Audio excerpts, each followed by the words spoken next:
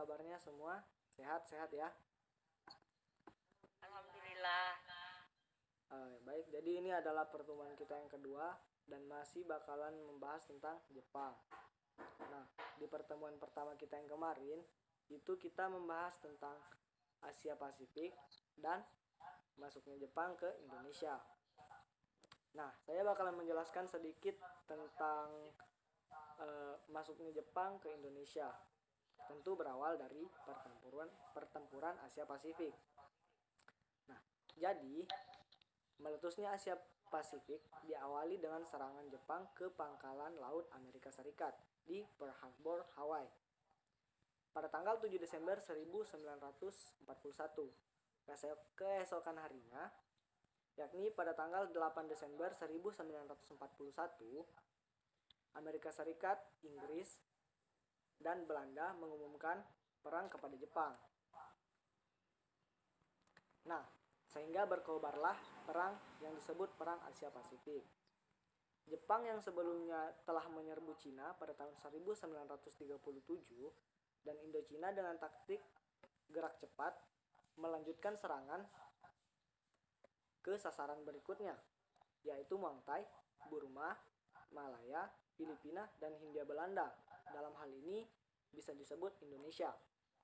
Untuk menghadapi agresi dan ofensif militer Jepang, pihak sekutu membentuk pasukan gabungan yang dalam komando ABDACOM, American, British, Dutch, dan Australia Command. Bisa dibahas Indonesia kan yang dalam artiannya yaitu gabungan tentara Amerika Serikat, Inggris, Belanda, dan Australia. Di bawah pimpinan Letjen H. Thurpotten yang juga menjabat Panglima Tentara Hindia Belanda atau KNIL. Nah, selanjutnya di Indonesia sendiri, Jepang memperoleh kemajuan yang pesat. Diawali dengan menguasai Tarakan, yang dalam hal ini salah satu daerah di Kalimantan. Selanjutnya Jepang menguasai Balikpapan, Pontianak, Banjarmasin, dan Palembang. Dan Batavia juga, bisa disebut Jakarta.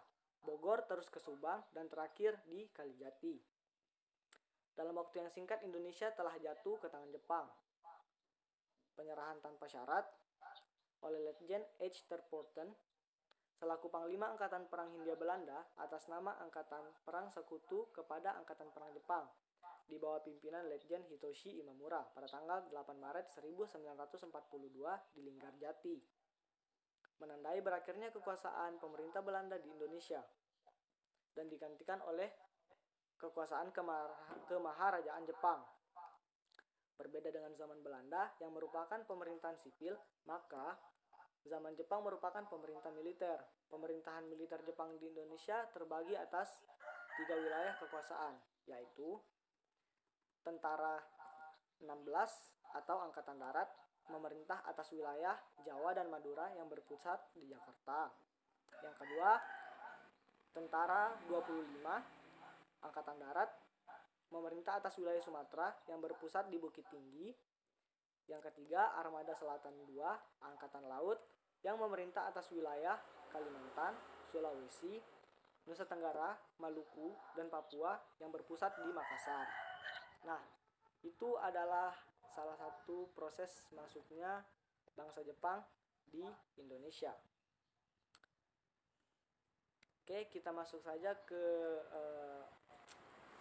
pertemuan kedua ini ya. Jadi kita akan membahas tentang pergerakan nasional pada masa pendudukan Jepang.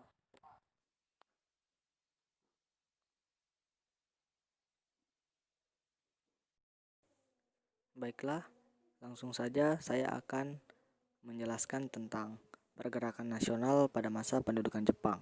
Yang pertama adalah perjuangan terbuka melalui organisasi bentukan Jepang. Kalian semua tahu kan organisasi-organisasi bentukan Jepang? Yang pertama adalah Gerakan 3A.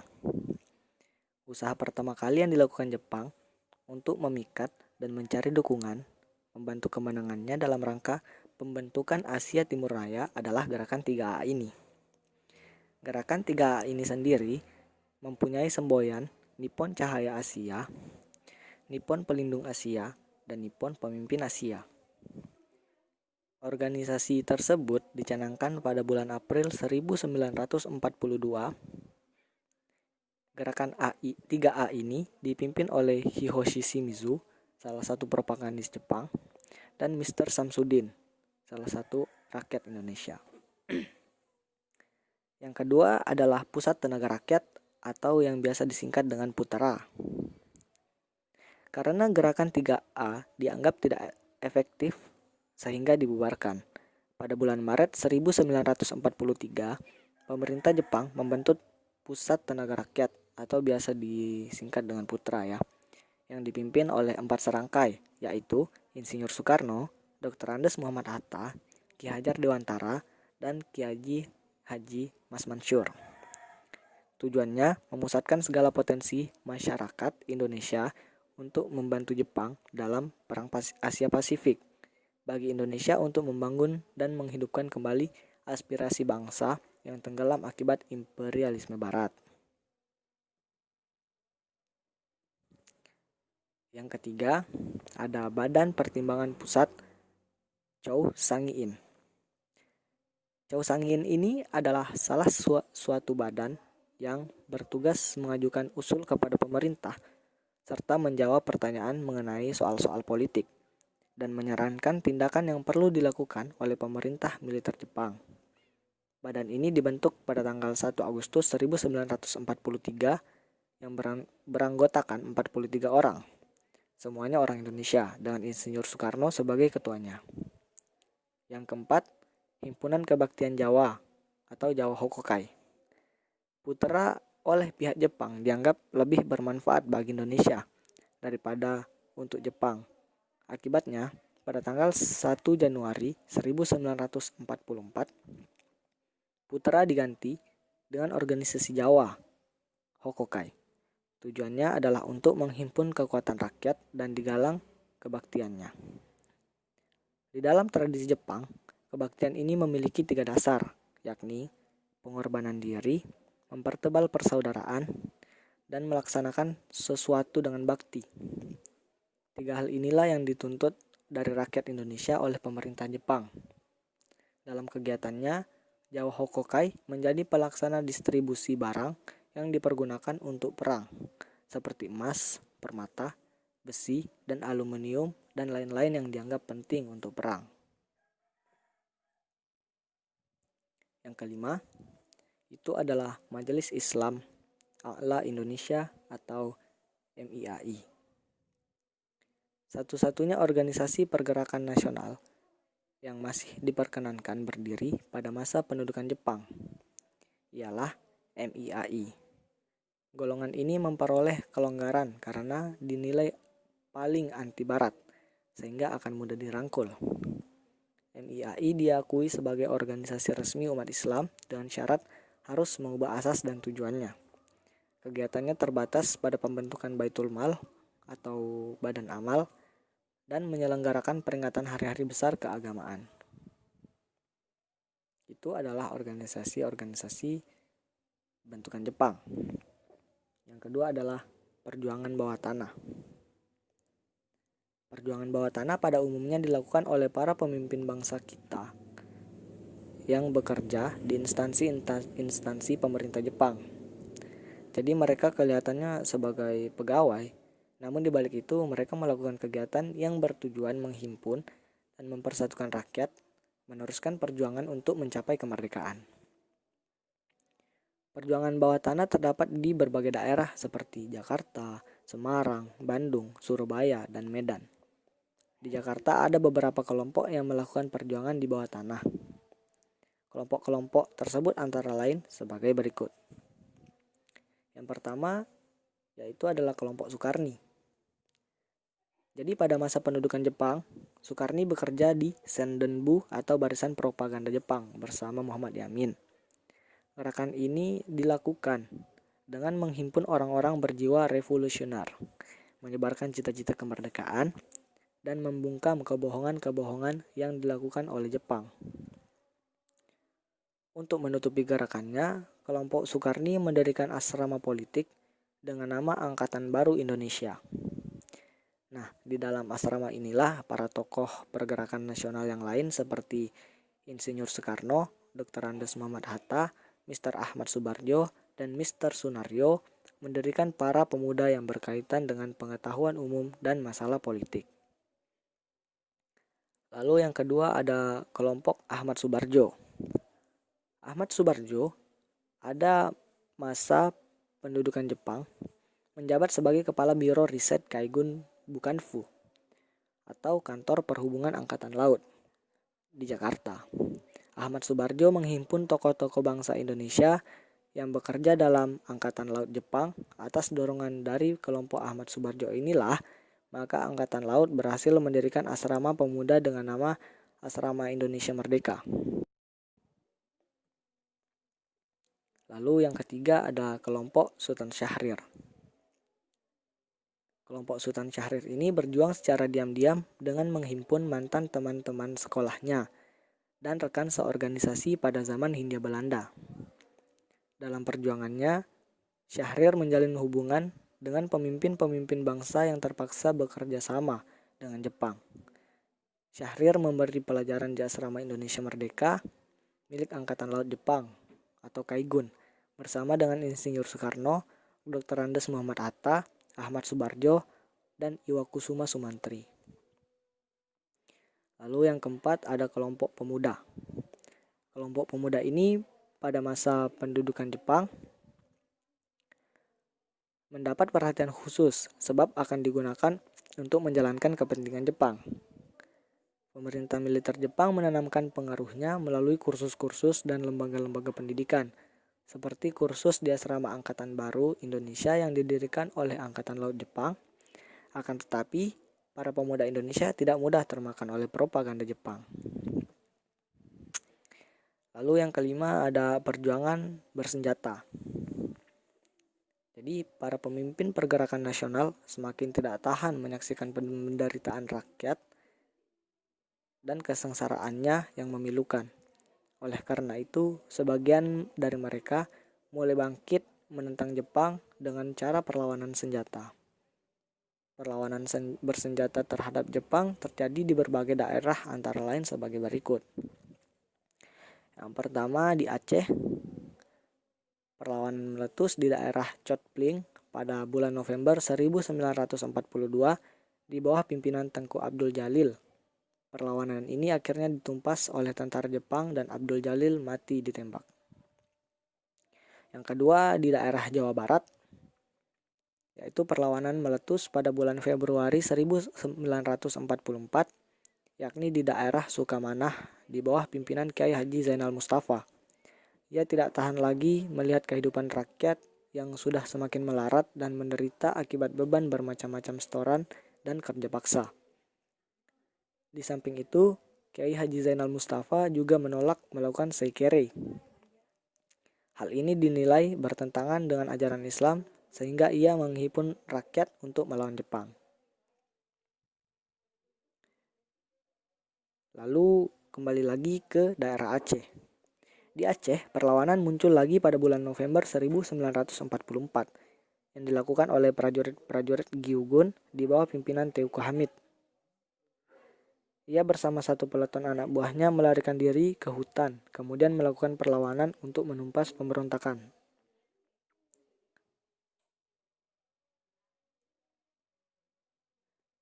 Jepang untuk menumpas pemberontakan ini, Jepang melakukan siasat yang licik, yakni menyandera seluruh anggota keluarganya. Dengan cara ini, Teuku Hamid menyerah dan pasukannya bubar. Lalu yang keempat terjadi di Blitar.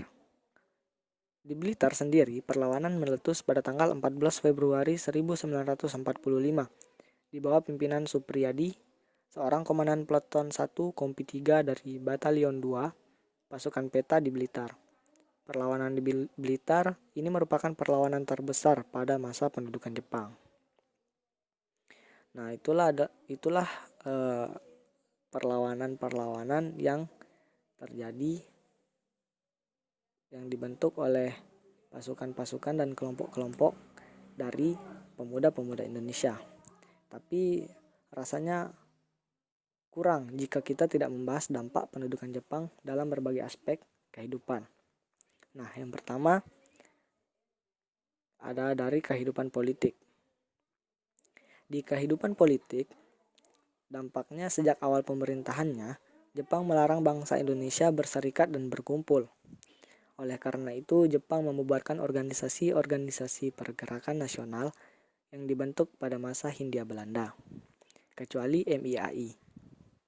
MIAI kemudian dibubarkan dan digantikan dengan Masyumi. Para tokoh pergerakan nasional pada masa pendudukan Jepang mengambil sikap kooperatif. Dengan sikap kooperatif, maka banyak yang duduk dalam badan-badan yang dibentuk oleh pemerintah Jepang, seperti Gerakan 3A, Putera, dan Chosang-in. Selain itu, para tokoh pergerakan nasional juga memanfaatkan kesatuan-kesatuan pertahanan yang telah dibentuk oleh Jepang seperti Jawa Hokokai, Heiho, Peta, dan sebagainya. Kebijaksanaan pemerintah Jepang tersebut bertujuan untuk menarik simpati dan mengerahkan rakyat Indonesia untuk membantu Jepang dalam perang melawan sekutu.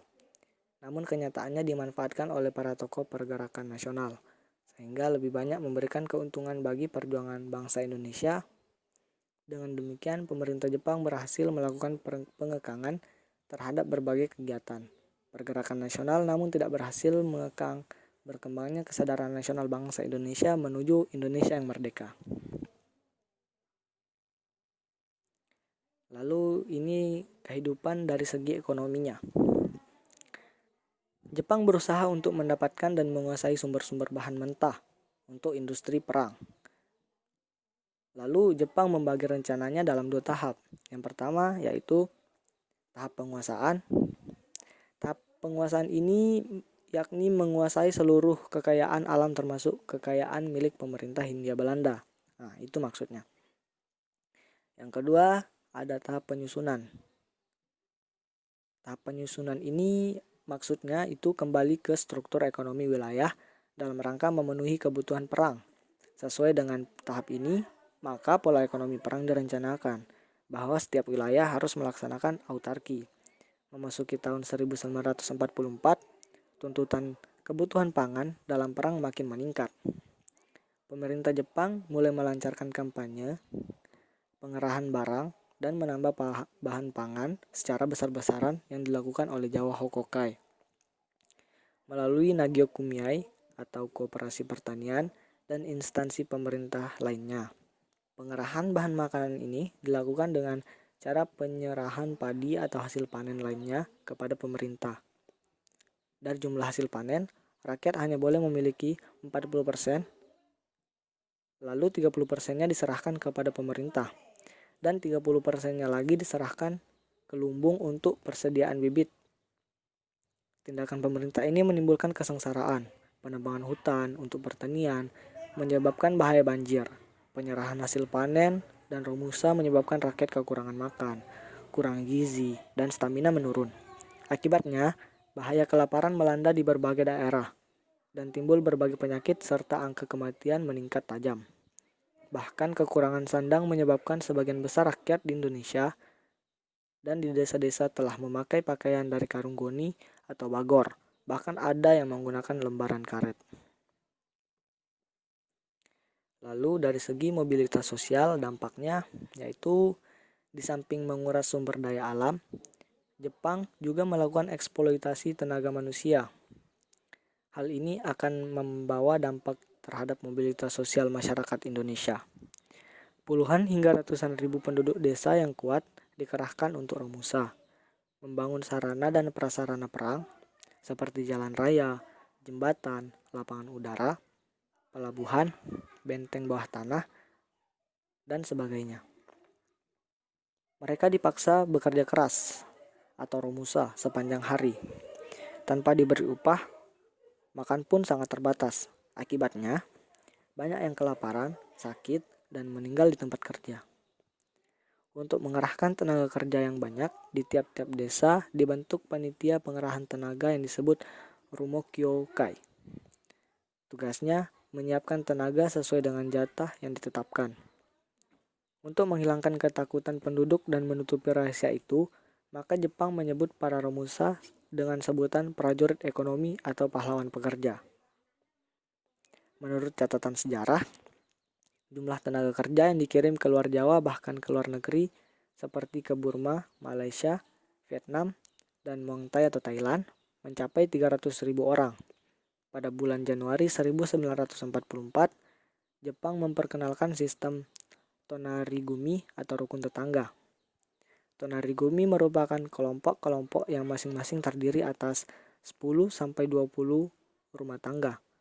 Maksud diadakannya Tonarigumi adalah untuk mengawasi penduduk, mengendalikan dan memperlancar kewajiban yang dibebankan kepada mereka.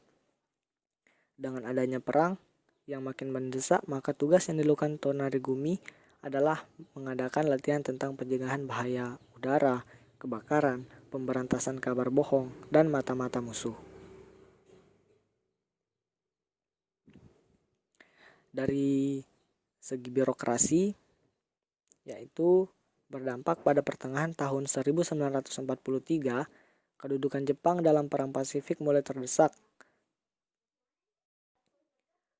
Maka Jepang memberi kesempatan kepada bangsa Indonesia untuk turut mengambil bagian dalam pemerintahan negara. Untuk itu, pada tanggal 5 September 1943, Jepang membentuk Badan Pertimbangan Keresidenan atau Shusangikai dan Badan Pertimbangan Kota Praja Istimewa atau Shisangi-in. Banyak orang Indonesia yang menduduki jabatan-jabatan tinggi dalam pemerintahan seperti Profesor Dr. Husein Jayadiningrat sebagai Kepala Departemen Urusan Agama pada tahun 1 Oktober 1943 dan pada tanggal 10 November 1943 Sutarjo Kartohadikusumo dan RMTA Suryo masing-masing diangkat menjadi kepala pemerintahan Shikocan di Jakarta dan Banjarnegara. Di samping itu, ada 6 departemen atau BU dengan gelar sanyo seperti berikut. Yang pertama adalah Insinyur Soekarno sebagai Departemen Urusan Umum atau SOMUBU. Yang kedua ada Mr.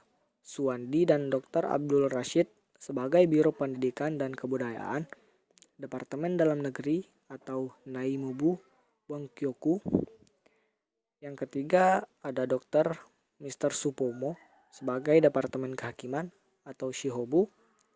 Yang keempat ada Mukhtar bin Prabu Mangkunegoro sebagai Departemen Lalu Lintas atau Kotsubu. Yang kelima adalah Mr. Muhammad Yamin sebagai Departemen Propaganda atau Sendenbu. Yang keenam ada Prawoto Sumodilogo sebagai Departemen Ekonomi atau Sangyobu. Dengan demikian, masa pendudukan Jepang di Indonesia membawa dampak yang sangat besar dalam birokrasi pemerintahan.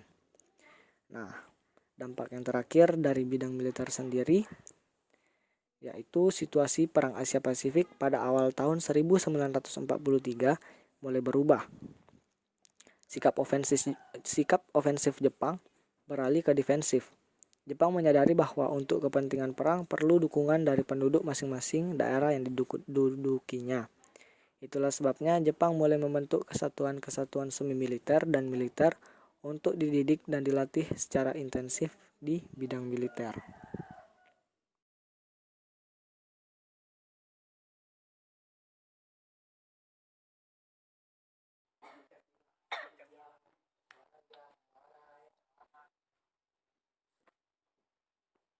Ya, itulah penyampaian materi dari saya tadi.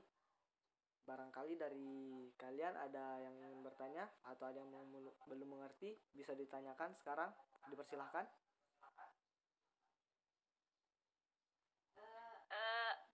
Mau bertanya, Pak. Ya, silahkan. Jika ingin bertanya, apa pertanyaannya? Mengapa gerakan 3A dibubarkan dan diganti dengan Putra? Pertanyaan yang bagus. Oke, baik. Jadi begini, saya jelaskan ya. Mengapa dibubarkan? Karena gerakan 3A kurang mendapat perhatian rakyat. Karena bukan gerakan kebangsaan Indonesia. Oleh karena kurang berhasil menggerakkan rakyat Indonesia dalam membantu usaha tentara Jepang, maka gerakan ini dibubarkan pada tahun 1943 dan digantikan oleh Putra. Begitu jawabannya. Oke, ada pertanyaan lagi? Tidak ada. Oke, baiklah. Jika tidak ada pertanyaan lagi, barangkali penyampaian materi dan yang lain-lain sudah saya sampaikan. Mengingat waktu yang terbatas ini, jadi pelajaran sekarang tentang Jepang itu ya, saya berikan kesimpulan bahwa kesimpulannya masa pendudukan Jepang yang berlangsung kurang lebih selama 3,5 tahun mengakibatkan penderitaan, baik lahir maupun batin. Hal itu disebabkan Jepang mengadakan eksploitasi, baik di bidang ekonomi maupun sosial. Itulah sebabnya rakyat bangkit melawan kekuasaan Jepang. Pada masa pendudukan Jepang sendiri, pergerakan nasional dimanifestasikan dalam berbagai bentuk perjuangan, baik lewat organisasi bentukan Jepang, perjuangan bawah tanah, maupun perjuangan bersenjata. Pendudukan Jepang membawa dampak baik di bidang politik, birokrasi militer, sosial budaya, maupun ekonomi. Barangkali itu saja yang dapat saya sampaikan. Kurang lebih, mohon maaf apabila ada salah-salah kata maupun perbuatan. Jangan lupa tetap stay di rumah. Semoga kita bisa bertemu tatap muka dan tidak daring lagi. Semoga juga pandemi ini cepat berlalu. Tetap patuhi protokol kesehatan, jangan lupa cuci tangan, dan di rumah aja. Wabillahi taufiq wal hidayah. Wassalamualaikum warahmatullahi wabarakatuh. Assalamualaikum warahmatullahi wabarakatuh. Oh iya, sebelum bubar dan keluar main dan istirahat, ada baiknya kita menonton video yang berikut ini.